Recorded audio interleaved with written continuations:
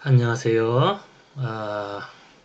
이번 강의는 합리적 선택 이론에 대한 소개를 할게요. 개략적인 소개. 그래서 합리적인 선택 이론에선 주로 무엇을 하는가를 먼저 살펴보면 인과관계 분석이라고 얘기했죠. 인과관계 분석이란 말은 이 인과, 그러니까 원인과 결과가 있다는 거죠. 그러니까 우리가 결국에는 정치학을 공부하는 거기 때문에 정치학에서 어떤 사건이 일어났으면 그 사건의 원인은 무엇인가? 그리고 정치 현상이란 건 결국에는 인간들이 모여서 초래되는 결과죠.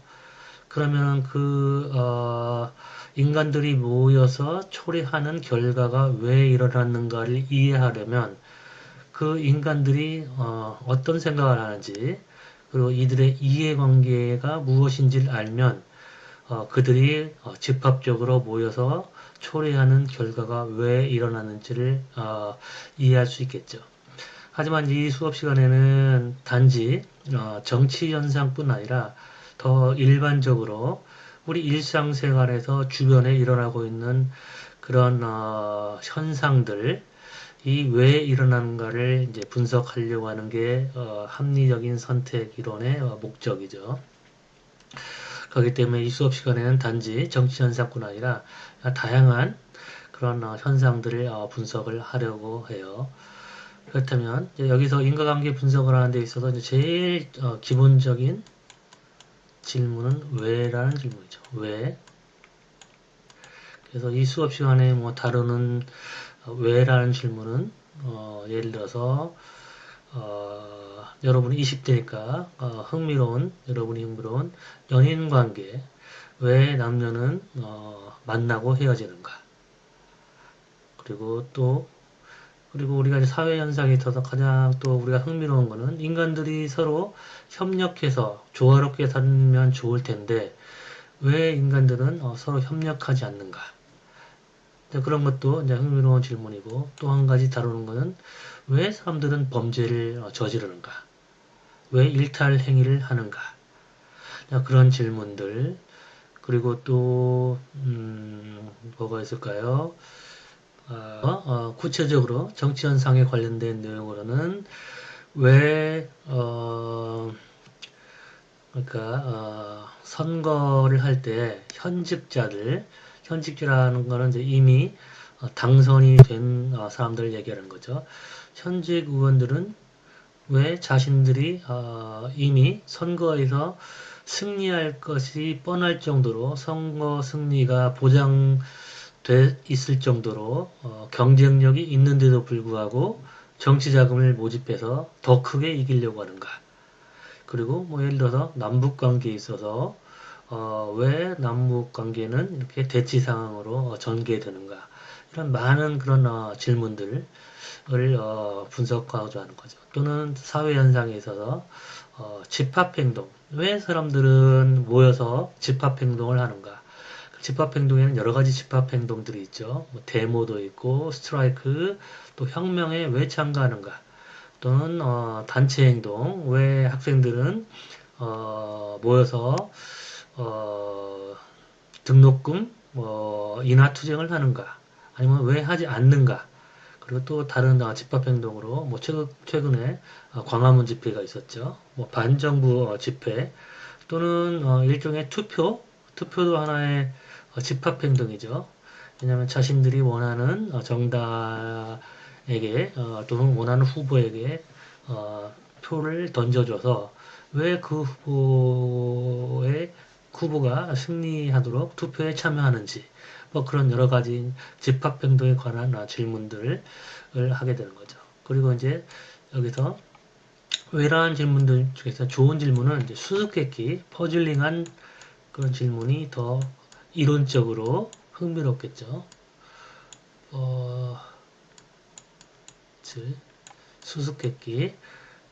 너무나 진부하고 뭐 당연한 별로 관심이 없는 그런 질문들 별로 학문적인 의미가 없겠죠. 왜 예를 들어서 사람들은 밥을 먹는가? 먹고 살기 위해서 밥을 먹겠죠. 하지만 아까 조금 전에 던졌던 질문 중에서 선거 승리가 확실한 현직자가 왜 더 크게 이기기 위해 노력하는가? 그것도 굉장히 흥미로운 질문이죠. 그리고 여러분이 왜 사람들은 투표하는가? 이것도 별로 진부한 질문 같지만 가만히 곰곰이 따져놓고 보면 투표하는 게 조금 신기한 어떻게 보면 수수께끼 같은 행동일 수가 있어요. 조금 이따가 왜 그런지 설명을 하겠지만 그래서 사람들로 보여금 호기심을 자아내게 하는 이런 수수께끼 같은 질문이 학문적으로 의미가 있고 또 하나는 일반화시킬 수 있는 질문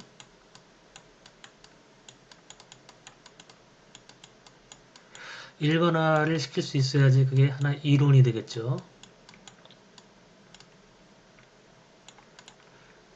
그래서 예를 들어서 이런 질문이 있어요. 그러니까 왜 남녀는 만나고 헤어지는가? 그거는 모든 남녀에게 적용될 수 있는 일반화시킬 수 있는 보편적인 질문이죠. 하지만 예를 들어서 왜 철수는 지난번에 순이하고 헤어졌는가? 굉장히 이름이 역시 그 틀딱 사고방식을 반영하는 이름이죠. 요즘에는 철수와 순이가 가장 일반적인 이름은 아니고 물론 안철수라는 정치인이 있긴 하지만 요즘에는 조금 더 세련된 뭐 이름, 뭐 서자나 아니면 빈자를 많이 넣더라고요. 근데 선생님은 9세대니까 일단 가장 일반적인 이름이 떠오르면 철수와 순이죠. 철수하고 순이는 왜 헤어졌는가?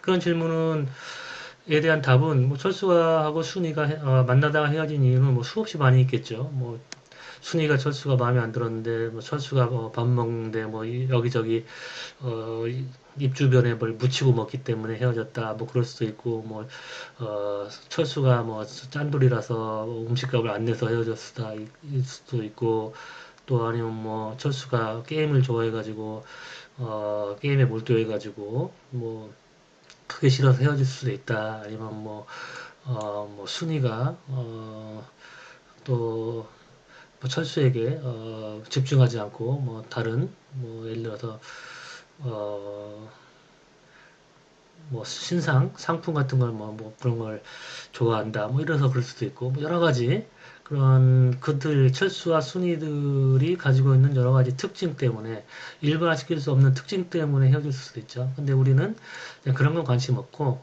왜 일반적으로 모든 사람에게 적용할 때 남녀가 헤어지는 이유가 있다면 그게 무엇인가?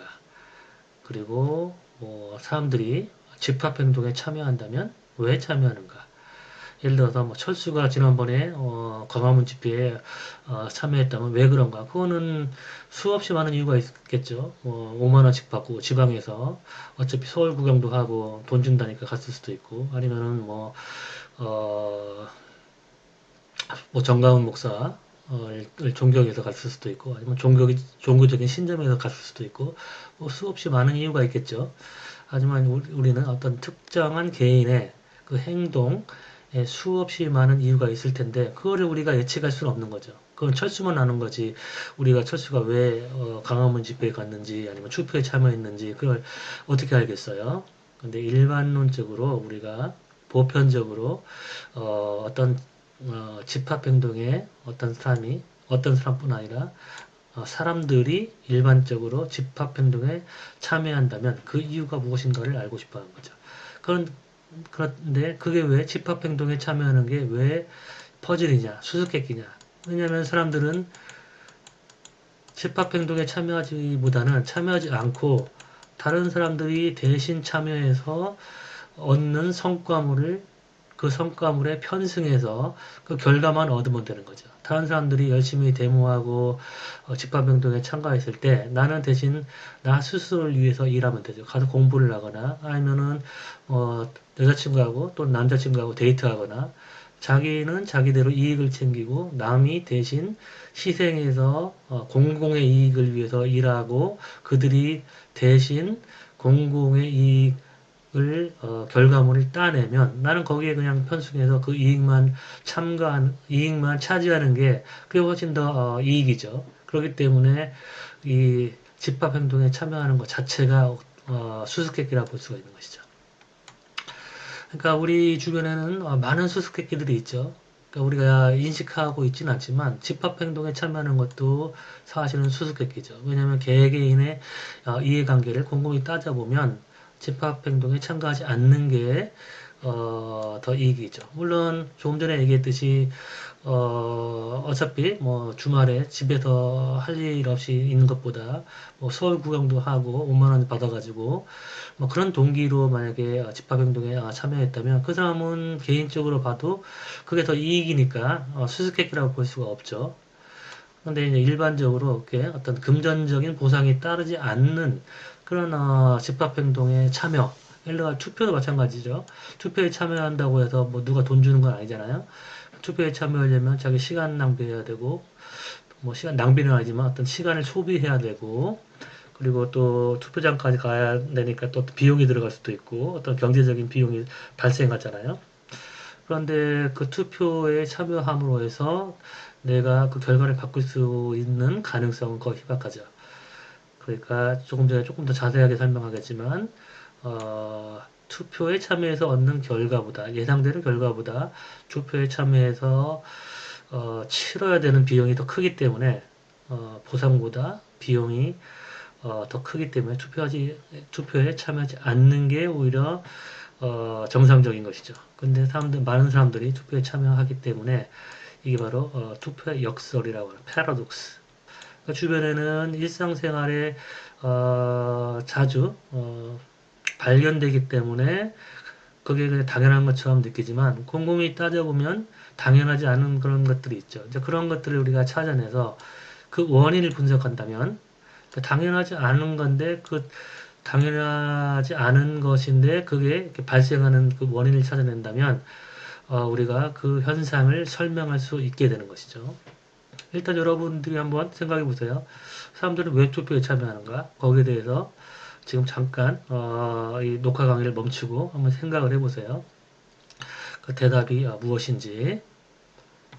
학생들이 투표에 참여했을 때고 그 투표에 참여한 이유가 있겠죠.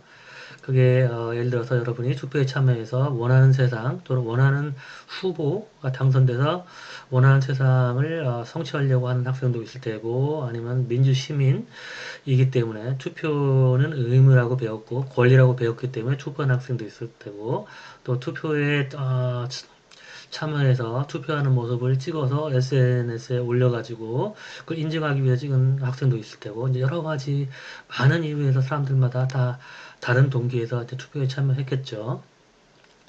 근데 이제 사람마다 다 동기가 다르기 때문에 이제 가장 보편적으로 그러니까 많은 사람들이 의 투표 행태를 설명할 수 있는 그런 어떤 이유가 있다면 그게 투표에 참여하는 그 이유를 설명할 수 있는 일반론적인 설명이 되겠죠.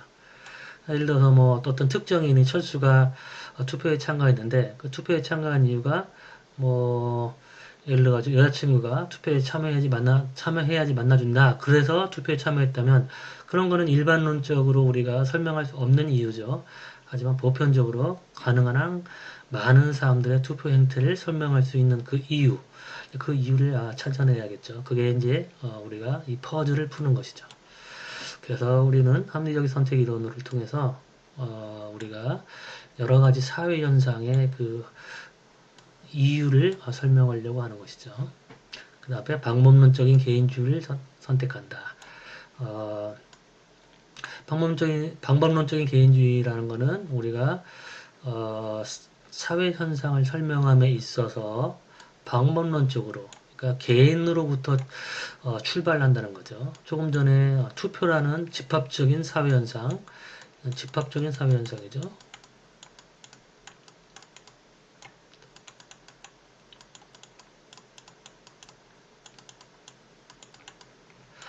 이거는 이제 투표도 있지만 예를 들어 가지고 조금 전에 얘기했던 뭐 집회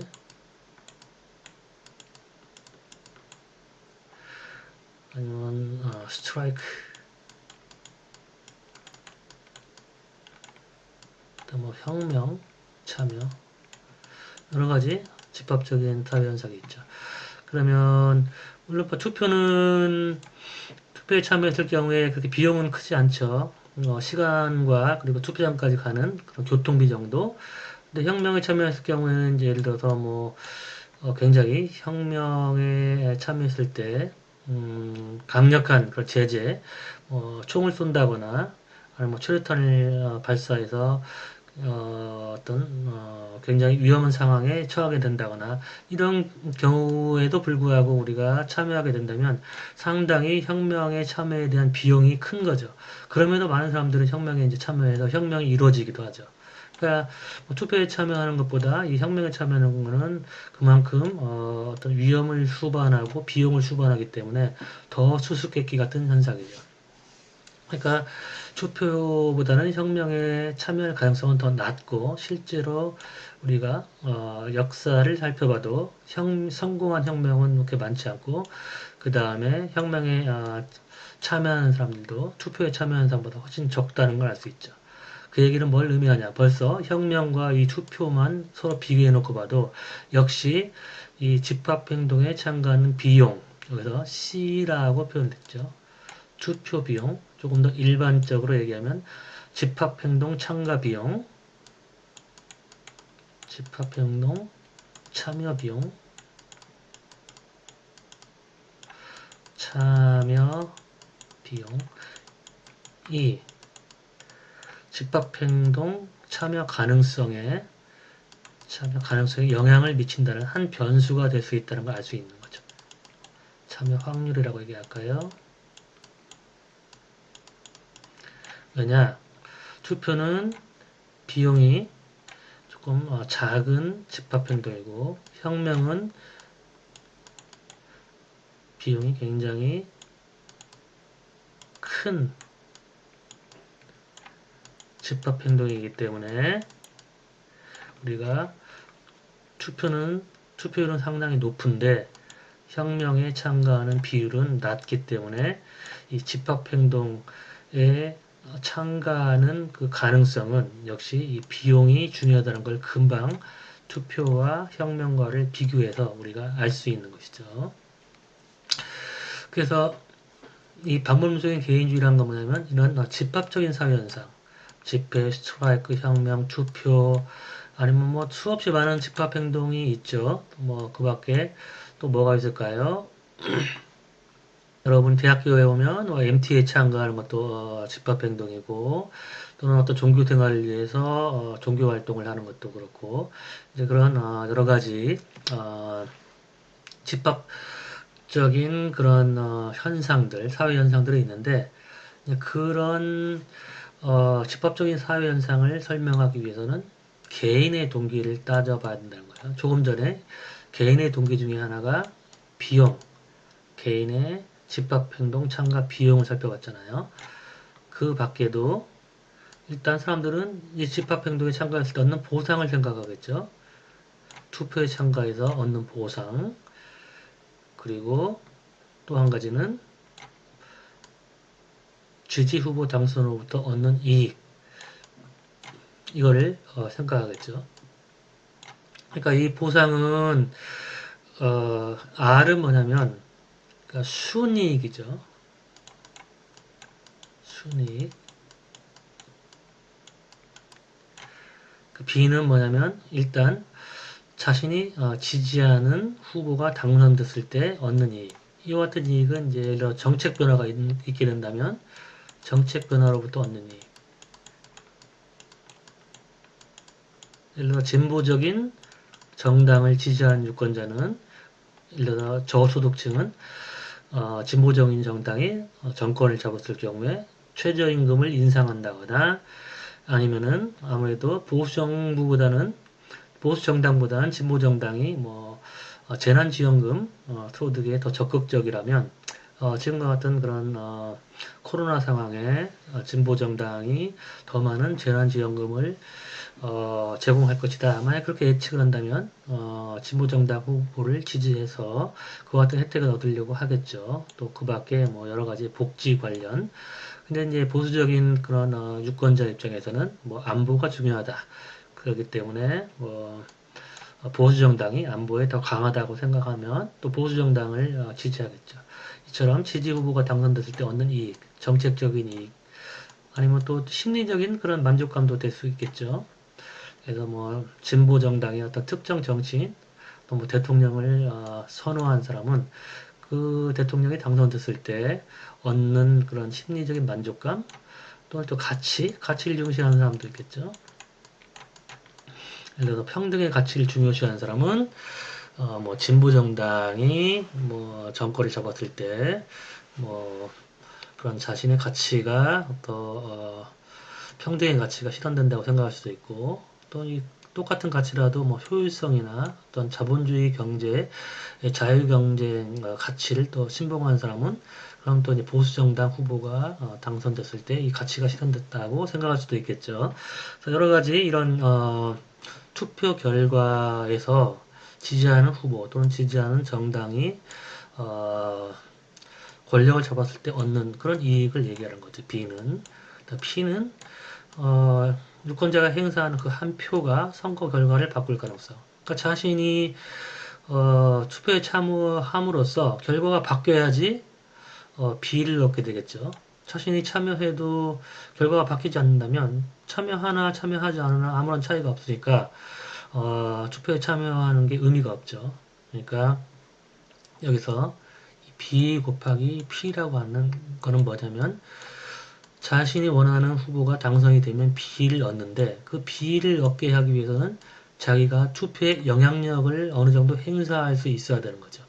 그러니까 자기가 투표에 참여함으로써 선거를 바꿀 수 있다고, 선거 결과를 바꿀 수 있다고 생각하는 사람은 투표에 참여할 가능성이 높겠죠. 자기가 투표에 참여함으로써 투표 결과를 바꾸고 따라서 자기가 원하는 이 B를 얻게 되는 것이죠. 근데 조금 전에 얘기했듯이 이 투표 참여에는 일정한 비용이 수반되는 거죠. 그래서 이처럼 이거는 예상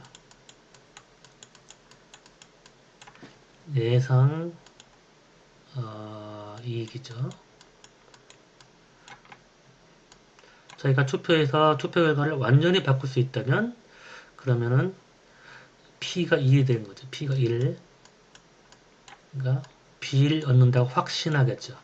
하지만 자기가 투표에 참여해서 아무것도 바꿀 수 없다고 생각하면 B 곱하기 P는 예상이익은 0이겠죠. 자기가 투표에 참여하나 안 하나 결과를 바꿀 수 없기 때문에 결과가 바뀐다면 B를 얻을 수 있으나 자기가 투표에 참여해서 결과를 바꿀 수 있는 확률은 0이기 때문에 B 곱하기 0은 0이 되겠죠. 그쵸? 근데 일반적으로 사람들은 P를 작게 생각하죠. 내가 투표에 참여한다고 해서 투표 결과가 바뀌진 않겠죠. 물론 뭐 두세 명이서 하는 결정은 내가 투표에 참여하는가 안 하는가에 따라서 결과가 바뀔 수가 있죠. 그리고 선거가 박빙으로 되면 될수록 내가 선거 결과에 영향을 미친다고 생각할 수 있겠죠. 근데 예를 들어서 대통령 선거에서 나 한 명 정도 참가하지 않아도 뭐 결과가 바뀔 가능성은 결과를 내가 바꿀 수 있는 가능성은 별로 없죠. 그렇기 때문에 이게 거의 0이기 때문에 이게 0이 되고 따라서 C가 항상 더 크게 되겠죠. 그러니까 최소한 투표장에 가려면 뭐 한두 시간 소비해야 되고 그 시간에 뭐 연인이랑 여행을 갈 수도 있고 아니면 공무원 시험 준비를 해서 2시간 동안 더 공부할 수 있는데 그거를 비용을 부담해야 되니까 이거는 어느 정도 가시적인 비용이 수반되는 거죠. 그렇기 때문에 C가 B 곱하기 B보다 크게 되는 거죠. 이 얘기는 달리 얘기하면 0보다 작게 되는 거죠. 0보다 작게 되는 거죠. 그러면 달리 얘기하면 이 전체 값이 0보다 작으니까 투표로부터 얻는 보상은 0보다 작으니까 사람들은 투표에 참가하지 않는 게 합리적이죠. 그렇죠? 그럼에도 불구하고 왜 사람들은 투표를 하는가? 이제 이게 왜 수수께끼인지 여러분이 이해할 수 있게 되겠죠. 그래서 조금 전에 합리적인 선택 이론은 방법론적인 개인주의를 사용한다고 했는데 집합행동, 우리 주변에서 벌어지고 있는 집합적인 사회현상, 집합적인 결과는 일면 보면 당연한 것 같고 그리고 별게 아닌 것 같지만 이처럼 개개인의 효용을 따져놓고 보니까 그렇지 않은 게 많이 있죠. 그리고 이렇게 효용을 따짐으로 해서 우리가 그 현상을 더 잘 이해할 수 있게 되는 거죠. 그리고 더 잘 이해할 수 있게 되는 이유 중에 하나는 개개인의 효용, 이익과 손해를 따지는 거이기도 하려니와 또 한 가지 이유는 이처럼 formalize, 그러니까 우리가 분석하고자 하는 것을 공식화하는 거죠. 공식으로 바꾸는 거죠. 지금 수학 공식으로 바꿨잖아요. 수학 공식으로 바꾸니까 우리가 어떤 행동을 했을 때 그 행동을 하는데 영향을 미치는 그런 변수들이 무엇인지를 우리가 이제는 그 현상을 해부해서 그 현상을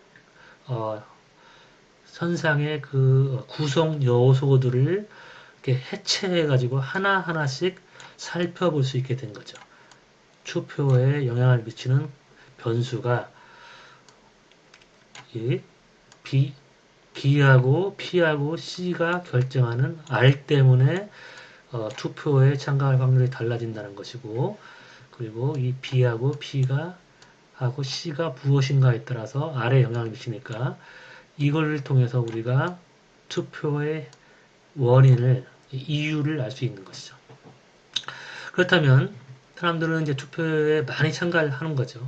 근데 이 결과물을 보면은 투표에 참가하지 않는 게 더 당연한데 비용이 예상 소득보다 예상 이익보다 비용이 더 크기 때문에, 근데 많은 사람들은 투표에 참가하니까 이제 그 이유를 찾아내야 되는데 이 공식을 통해서 우리가 이 변수를 이제 알았으니까 세 가지 변수가 영향을 미친다는 걸 알았으니까 이 일을 통해서 왜 사람들이 투표에 참여하는가를 분석할 수 있겠죠.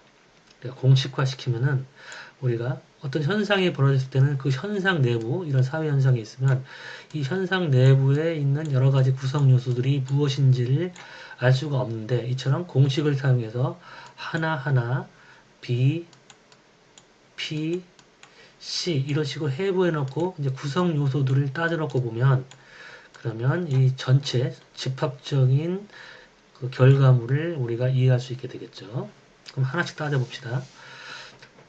그러니까 우리가 상식적으로 생각하면 이와 같은 결과가 나오는데 정말로 이와 같은 결과가 성립되는지, 그리고 이게 경험적인 그런 현상과 부합하는 결과인지. 일단 사람들이 투표를 하기 위해서는 이 부호가 이렇게 돼야겠죠. 이렇게. 그렇죠? 예상 이익이 비용보다 더 커야겠죠.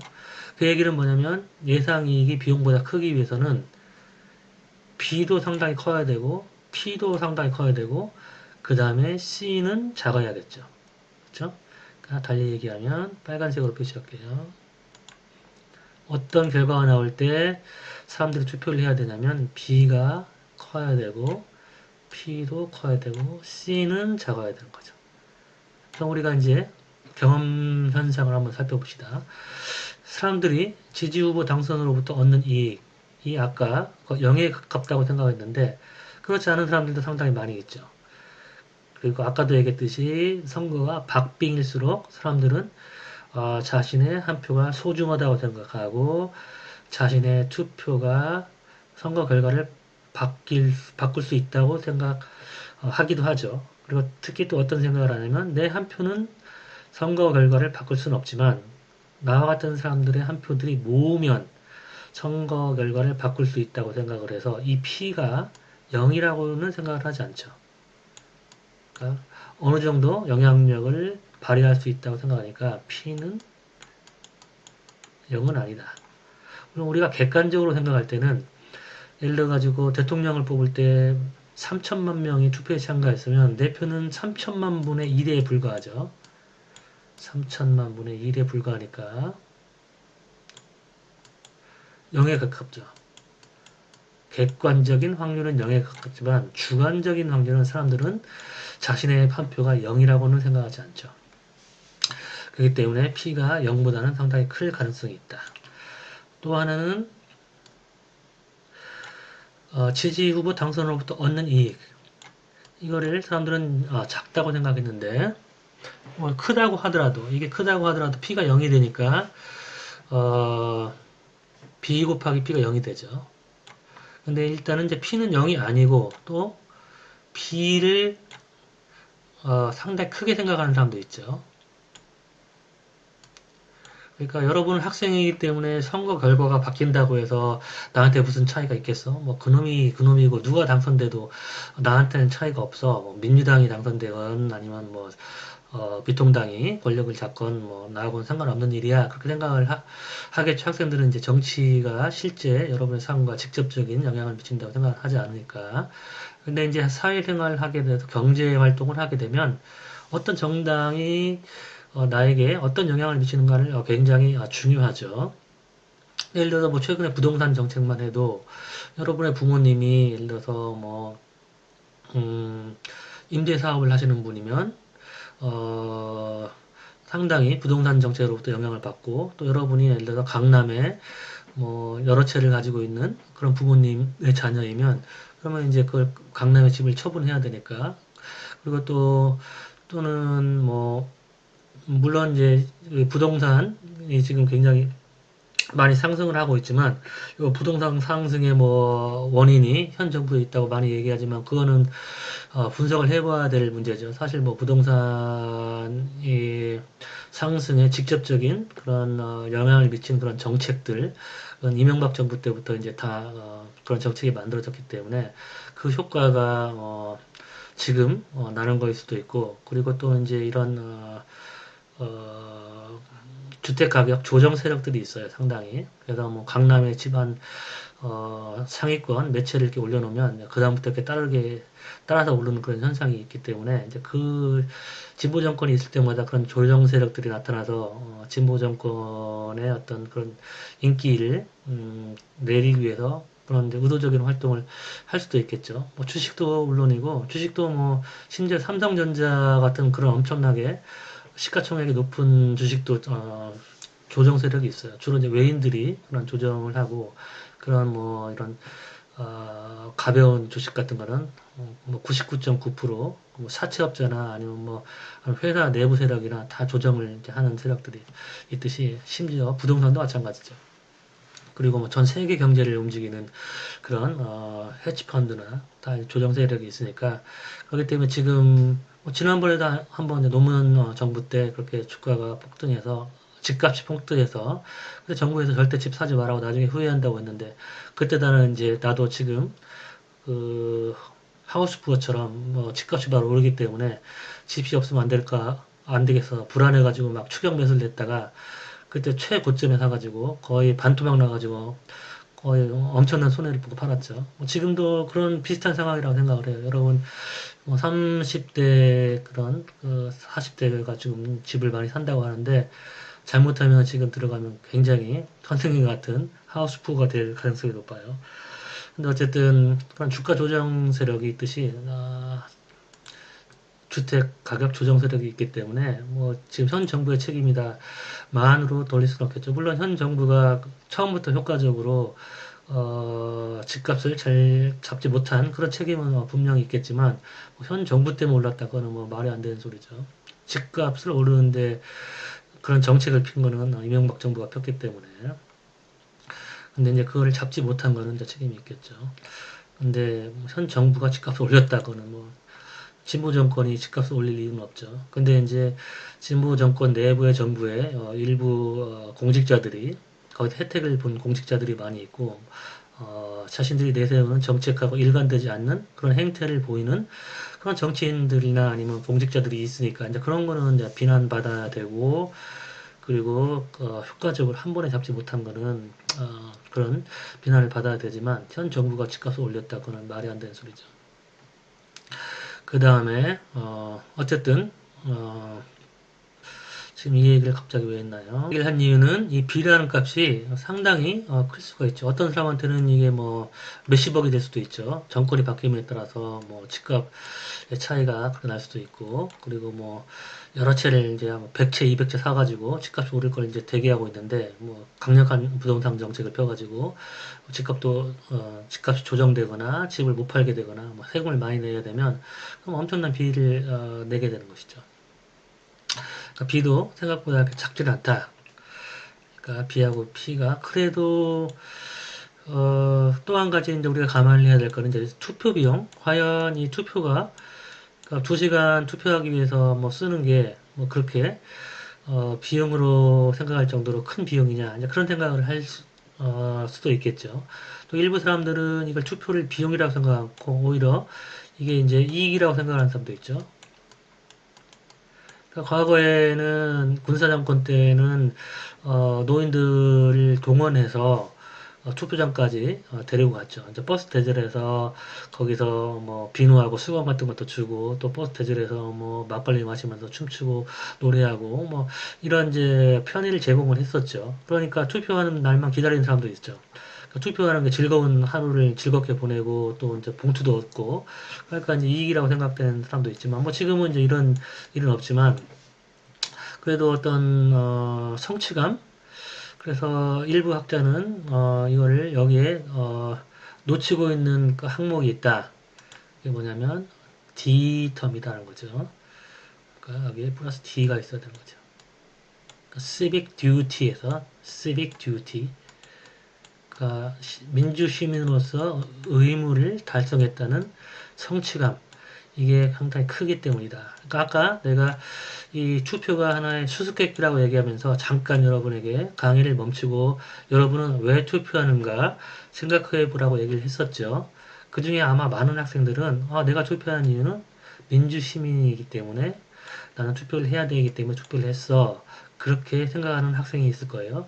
그와 똑같은 생각을 한 사람이 바로 이 사람이에요. 그거를 이 사람은 여러분하고 결국은 똑같은 생각인데 이거를 D라고 이렇게 얘기를 했을 뿐이에요. 그래서 D텀이다. 그래서 이 공식을 재완성한 거죠. 그러니까 투표에서 우리가 감안해야 될 게 D하고 B하고 P하고 C다. 근데 D가 상당히 크다. 그러니까 별것도 아니죠. 이 이론이. 근데 이게 이제 이 이론이 라이크하고 물론 이제 이 학자들은 미국을 대표할 수 있는 굉장히 위대한 학자들이에요. 라이크하고 올더스이라는 오더 ORT ORT ER order shook SHOOK SHOK 이 학자들이 이 같은 논문을 미국에서 가장 저명한 학술지인 미국 정치학회보에 논문을 내서 투표에서 우리가 감안해야 될 것은 이 D까지 D텀까지 감안해서 해야 된다. 근데 D가 굉장히 크기 때문에 부등호가 이렇게 바뀌어서 사람은 투표한다. 이런 식으로 논문을 썼어요. 근데 그 논문이 결국에는 여러분이 조금 전에 잠깐 녹화 강의를 듣는 걸 멈추고 나는 내가 투표한 이유는 민주시민이니까 해야 돼. 그 생각이 바로 그냥 논문이 된 거예요. 별거 아니죠, 논문 여러분. 그러니까 여러분도 이런 논문을 쓸 수 있다는 거예요. 그러니까 여러분의 질문과 생각 이런 게 다 소중한 거예요. 실제로 여러분이 수업 시간에 나한테 제기한 질문이나 의견이 반영돼서 내가 논문을 몇 개 쓴 것도 있어요. 그러니까 이런 질문이나 생각은 자유롭게 하는 게 좋아요. 내가 학자들이 할 수 있는 생각을 할 수 있을까? 그게 전혀 아니에요. 오히려 학자들은 자신들이 기존 학자들이 배운 거의 틀에서 생각하기 때문에 새로운 생각을 못하게 될 수도 있죠. 여러분이 더 위대한 학자들이 될 수도 있는 거죠. 근데 이제 학자가 되고 논문을 쓰는 거는 이처럼 여러분의 생각을 공식화시키는 그런 기술, 하나의 테크닉이죠. 그것만 여러분이 배우고 익숙해지면 여러분도 논문을 쓸 수 있다는 얘기예요. 생각은 여러분이 더 우수한 그리고 창의적인 생각을 할 수 있어요. 이건 이제 방법이죠. 이렇게 바꾸는 거는. 여러분이 대학원에 가서 박사학위를 따고 그 하는 과정은 이 방법하고 그 다음에 이미 기존에 있는 기존 지식 이걸 이제 배우는 거예요. 그러면서 새로운 논문을 쓰는 거는 이 생각이 새로운 논문을 쓰게 만드는 거예요. 그러니까 새로운 생각을 할 수 있는 사람, 창의적인 생각을 하는 사람, 남들이 하지 않은 생각을 하는 사람이 바로 이 방법론을 이용해서 새로운 발견, 과학적인 발견을 하게 되는 거죠.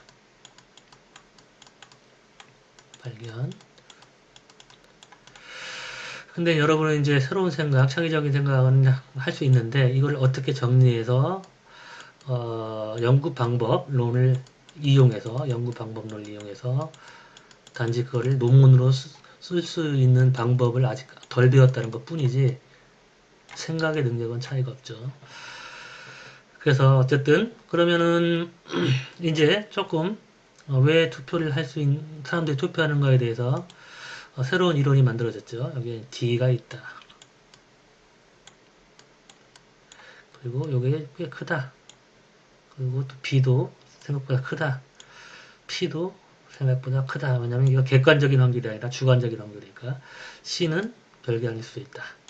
그러니까 이렇게 될 수 있다. 이런 거죠. 그렇다면 우리가 이제 투표율을 높이기 위해서 그 투표율이 높이기 위해서 여러 가지 우리가 방안을 생각해 볼 때 어떻게 하면 투표율을 높일 수 있겠어요? B를 높게 해주고 P를 높게 해주고 C를 낮추고 또 여기 조금 전에 더한 D를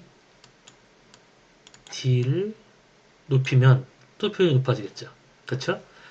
그럼 이제 우리가 하나씩 한번 생각을 해볼까요? 우리가 어떻게 하면 D를 높일 수가 있겠어요? 이거는 civic duty, 시민으로서 민주주의 국가의 시민으로서 의무를 달성했을 때 얻는 그 성취감이에요. 그런 성취감을 높여주려면 민주주의 시민의 의식으로서 얻게 되는 성취감을 높여주려면 뭐가 있을까요? 교육이 있겠죠. 민주주의 의식을 함양시켜주는 그런 교육. 민주주의가 왜 중요하다. 그리고 민주주의에 참여해서 여러분의 권리를 찾는 게 왜 중요하고 또 민주주의에서 투표에 참여하는 건 중요한 의무이기 때문에 이런 걸 해야 된다. 이런 걸 이제 교육을 받으면 여러분은 이건 난 당연히 해야 돼. 그리고 내가 이걸 하지 않으면 뭔가 시민으로서 의무를 다하지 않은 것 같아. 하지만 참여를 했으면 나는 당당한 민주주의 시민이야. 그게 그런 효능감이 늘어나겠죠. 그러니까 D를 통해서 그러니까 실제로 여러분이 중고등학교 때 이제 이런 교육을 많이 받잖아요. 그게 이제 이 교육을 받는 거를 이렇게 학문적으로 이 포멀라이즈된 공식 이론에 의하면 민주주의 교육을 통해서 여러분이 시민 의식을 함양하는 것은 달리 표현하면 D 텀의 값을 올린다라고 얘기할 수 있겠죠. 이론적으로 얘기하면 D 값을 증가시킨다라고 얘기할 수 있겠죠. 그 다음에 B를 또 증가시켜야 되는데 지지 후보 당선으로부터 얻는 이익을 어떻게 하면 여러분 증가시킬 수 있겠어요?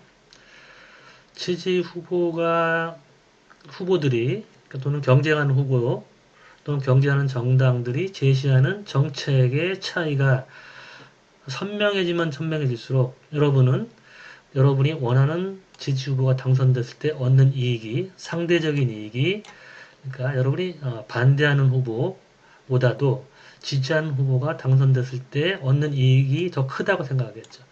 하지만 정당 간의 정책 입장 차이가 작으면 작을수록 또는 후보들이 제공하는 그런 혜택의 차이가 작다고 느끼면 느낄수록 여러분은 B를 작게 느끼겠죠. 그러니까 정책 대결인데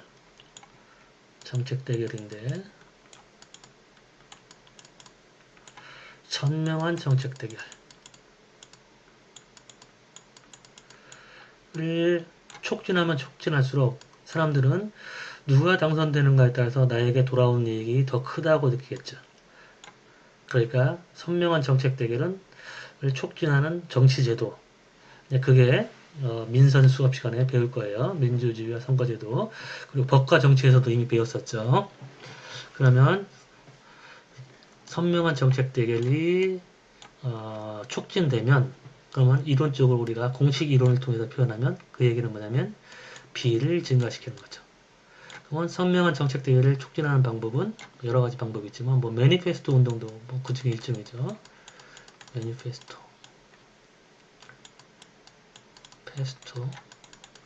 그래서 국민들로 하여금 후보들의 그런 정책 입장을 이해하기 쉽도록 이렇게 정리해가지고 사람들에다 나눠주고 또 후보들도 선거운동을 할 때 뭐 나는 능력이 있다, 뭐 경제를 살리겠다 어쩌고 저쩌고 그리고 어떤 인맥에 의존하는 선거 그리고 사람의 감성에 의존한 그런 인물 중심적인 선거를 지향시키고 억제하고 정책을 얘기하라, 정책 토론회 이런 것들을 하고 이런 것들을 하면 이제 사람들은 정책 투표를 하게 되겠죠.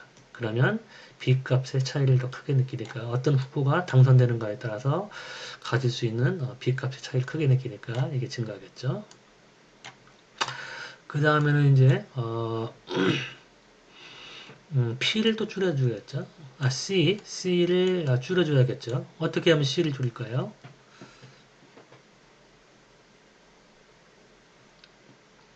C를 줄이는 방법은 예를 들어 투표소의 위치, 투표소가 예를 들어서 각 구에 하나씩 있다.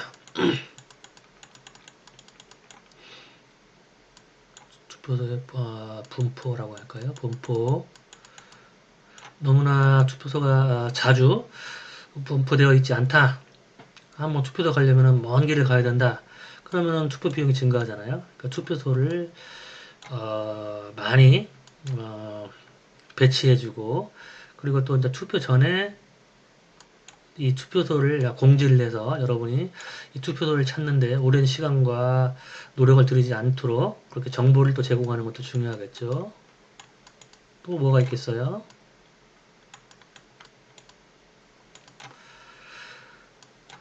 투표일을 공휴일로 지정하는지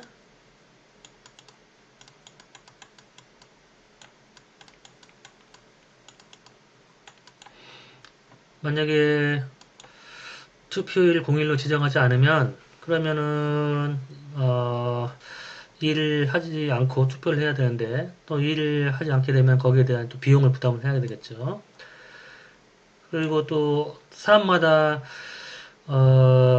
투표를 하기 위해서 하루를 빼는 게 비용이 다르죠. 뭐 여유 있는 사람들은 그리고 뭐 회사원이 아닌 사람들은 뭐 자유롭게 투표를 할 수 있지만 직장에 다녀야 되는 사람은 하루 휴가를 내야 되니까 굉장히 비용이 크죠. 그렇기 때문에 이 공휴일 지정 문제는 어, 차별적 투표, 차별적 정치 참여와 관련이 있죠. 물론 다른 투표소 분포나 뭐 이런 모든 게 차별적 정치 참여와 관련이 있죠.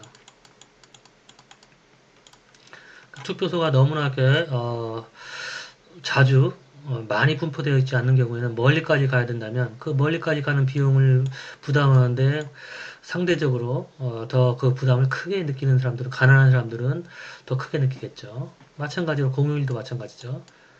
그러니까 직장인이거나 먹고 사는 게 힘든 분들은 이렇게 공휴일로 지정해주지 않으면 투표하러 가려면 하루 일을 빼야 되니까 하루 일을 빼가지고 그날 일을 못하게 되는 건 굉장히 큰 타격일 수 있겠죠. 그 다음에 또 투표 비용을 줄이는 거는 예를 들어 우편 투표도 투표 비용을 줄여들 수 있겠죠. 그리고 그보다 더 줄일 수 있는 방법은 예를 들어서 뭐 전자투표. 근데 전자투표나 우편투표의 문제는 뭐겠어요? 이 익명으로 그리고 투표하는 사람이 정말 당사자가 투표했는지 아니면 다른 사람이 투표해주고 투표했다고 하는지 그 문제가 발생하게 되는 거죠. 우편투표나 전자투표는 본인이 직접 투표했는지 그 익명으로 하게 되니까 누가 투표했는지를 알 수 없게 되는 그런 문제가 발생을 하게 되는 거죠. 그래서 여러 가지 그러니까 이 투표의 역설 이 하나만 해도 우리가 이렇게 공식화함으로 해서 우리가 일상생활에서는 투표를 뭐 70% 60% 하니까 당연하니까 이게 무슨 역설이냐 생각할 수도 있지만 도대체 왜 투표를 하는가 인과관계 왜라는 질문을 던져보면 여러 가지 그런 원인들을 우리가 뽑아낼 수 있고 그리고 그 투표의 이유를 이렇게 구성 요소별로 우리가 이해할 수 있게 되면 결과적으로 정치학을 하는 사람 입장에서는 이 투표를 촉진시키기 위해서 우리가 어떠한 제도적인 그런 방안들을 제시할 수 있는지 정치학도들은 그런 결과를 얻을 수 있는 거죠.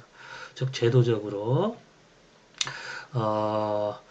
이렇게 지지 후보 당선으로부터 얻는 이익의 차이를 크게 느낄 수 있도록 여러 가지 제도적인 해법들이 있죠. 예를 들어 가지고 매니페스토 운동 아니면 정당 간의 정책 대결을 할 수 있도록 그러니까 어떤 선거 운동을 예를 들어서 뭐 어떤 인물 투표를 못하게 한다거나 선거 운동에 있어서 그러니까 인물을 홍보하는 것보다 정책을 홍보하도록 하게 한다거나 아니면 정책 토론 프로그램을 제공한다거나 그리고 또 핏값을 증가시키기 위해서 이런 민주주의 시민에 대한 교육을 시킨다거나 아니면 또 제도적으로 투표 비용을 감소시키기 위해서 여러 가지 이런 방안들을 제공해 줄 수 있는 것이죠. 그러니까 달리 다시 한번 얘기하면 매우 일상생활에서 벌어지고 있는 아무것도 아닌 그런 현상에 대해서 우리가 인과적인 그런 분석을 해서 그 원인을 찾아내서 이런 제도적인 해법까지 마련해서 민주주의 작동에 굉장히 중요한 이 정치 참여를 촉진할 수 있는 그런 결과물을 얻을 수 있는 거죠. 인과관계 분석을 통해서. 그래서 합리적인 선택은 이런 집합적인 그런 현상 또는 집합적인 결과물을 분석해서 그 구성 요소를 하나씩 하나씩 따져서 그 원인을 파악해서 그 원인으로부터 우리의 더 나은 결과를 얻을 수 있는 해법을 제공하는데 이런 도움을 줄 수가 있는 것이죠. 그게 이제 사회과학도가 하는 것이죠. 그러면 역시 이제 50분이 넘어가니까 머리가 복잡해지면서 말이 헛나오기 시작하니까 여기에서 멈출게요. 네, 수고했어요, 여러분.